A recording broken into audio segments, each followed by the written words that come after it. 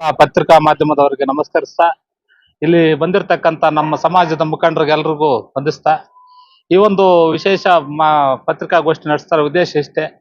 ಇವತ್ತು ಏನು ಕರ್ನಾಟಕ ರಾಜ್ಯದಲ್ಲಿ 2 ಲೋಕಸಭಾ ಕ್ಷೇತ್ರಗಳಲ್ಲಿ ನಮ್ಮ ನಾಯಕ ಸಮಾಜದವರು ಎಸ್ಟಿ ಮೀಸಲಾತಿ ಇದ್ದು, ಮತ್ತೆ ಸಾಮಾನ್ಯ ಕ್ಷೇತ್ರದಲ್ಲಿ ಸಹ ನಮ್ಮ ಸಾಹುಕಾರರ ಮಗಳಾದಂತ ಸತೀಶ್ ಜಾರಕಿಹೊಳಿ, ಪ್ರಿಯಾಂಕಾ ಜಾರಕಿಹೊಳಿ ಸಹ ಸ್ಪರ್ಧಿದ್ದಾರೆ. ಇವತ್ತು ನಾವು ಮಾಧ್ಯಮ ಮುಖಾಂತರ ಕಾಂಗ್ರೆಸ್ ಪಕ್ಷಕ್ಕೆ ಮತ ನೀಡಿ ಅಂತ ಹೇಳೋಕೆ ಏನ್ ಬಯಸ್ತೀವಿ ಅಂದ್ರೆ, ಇವತ್ತು ಕರ್ನಾಟಕ ರಾಜ್ಯದಲ್ಲಿ ಇವತ್ತೇನ್ ಕಾಂಗ್ರೆಸ್ ಸರ್ಕಾರ ಇದೆ, ಈ ಕಾಂಗ್ರೆಸ್ ಸರ್ಕಾರದಲ್ಲಿ ನಮ್ಮ ಸಮಾಜದವರು ಪ್ರಭಾವಿ ಖಾತೆಗಳನ್ನು ನೀಡಿದ್ದಾರೆ.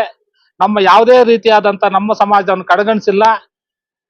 ನಮ್ಮ ನಿಗಮ ಮಂಡಳಿಗಳಾಗಿರ್ಬೋದು, ನಾವು ಖಾತೆಗಳಲ್ಲಿ ಸಹ ಇವಾಗ ನಮ್ಮ ಸತೀಶ್ ಜಾರಕಿಹೊಳಿ ಸಾಹೇಬ್ರು ಇದ್ದಾರೆ, ಅವ್ರಿಗೆ ಲೋಕೋಪಯೋಗಿ ಸಚಿವರು, ಮತ್ತೆ ರಾಜಣ್ಣ ಅವ್ರಿಗಾಗಿರ್ಬೋದು, ನಾಗೇಂದ್ರಣ್ಣ ಆಗಿರ್ಬೋದು, ಎಲ್ರಿಗೂ ಪ್ರಭಾವಿ ಖಾತೆಗಳನ್ನು ಕೊಟ್ಟಿದ್ದಾರೆ. ಇವತ್ತು ಏನು ಈ ಕಾಂಗ್ರೆಸ್ ಸರ್ಕಾರದಲ್ಲಿ ನಾವು ನಮ್ಮ ಸಮಾಜಕ್ಕೆ ಬೇಕಾದಂತ ಅನುಕೂಲಗಳನ್ನು ಮಾಡ್ಕೊಳ್ಳಕ್ಕೆ ಎಲ್ಲ ವ್ಯವಸ್ಥೆಗಳು ನಾವು ಇದ್ದೇವೆ.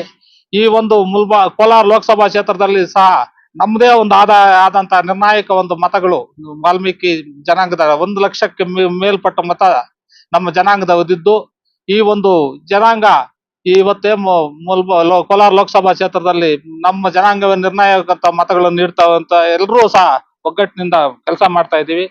ಇವತ್ತು ಏನು ಕೋಲಾರ ಲೋಕಸಭಾ ಅಭ್ಯರ್ಥಿ ಅಂತ ಗೌತಮ್ ಅವ್ರನ್ನ ಗೆಲ್ಲೋದ್ರಲ್ಲಿ ಯಾವುದೇ ಸಂಶಯ ಇಲ್ಲ.